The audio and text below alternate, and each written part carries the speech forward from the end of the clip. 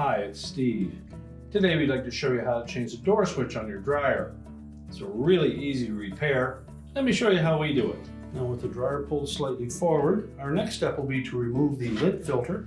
So pull that out of the housing and set it aside.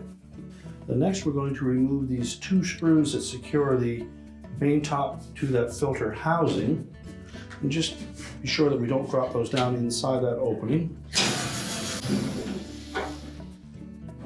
And we'll set those aside. Now next we'll take a thin putty knife and we're going to go into this gap between the main top and the front panel. You'll locate a spring clip. You just need to press in on that while lifting up on the top. Now we'll release it. Do the same on the opposite side. And then we'll tilt the top and console backwards. We want to make sure that we left enough room that we can stand it upright or have somebody hold it in place while you do the repair. Now our next step will be to disconnect the wire harness connector to that door switch. You'll note that there's a tab on both sides of that connector. And we need to just spread that housing of that connector enough that it will slide over those tabs.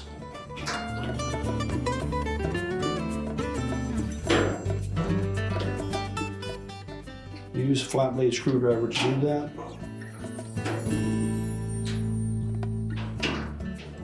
And then separate the two halves of the harness. Next we'll open the door up.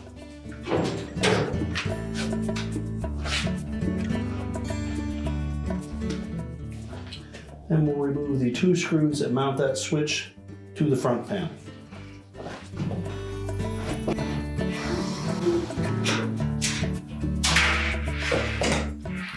We'll remove and discard the old switch. Now we'll take that new switch and we're going to insert that from behind that front panel. We want to make sure that that tab that is the actuator of the switch is facing forward. So fit that through that square opening. Line up the two holes for the mounting screws.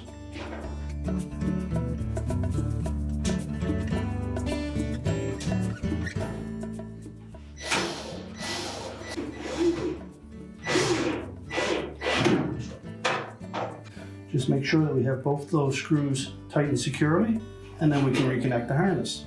Just make sure that we snap that connector together tightly and ensure that that locking tab engages. Now we're going to tuck that out of the way and put the main top back down.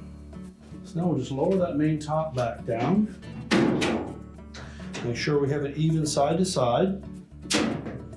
You can pull slightly forward on it if you wish, and then just press it down over those two spring clips.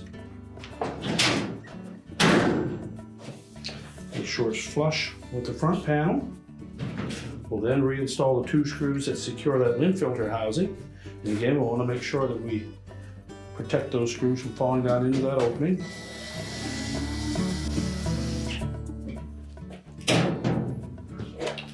Put the lint screen back in place.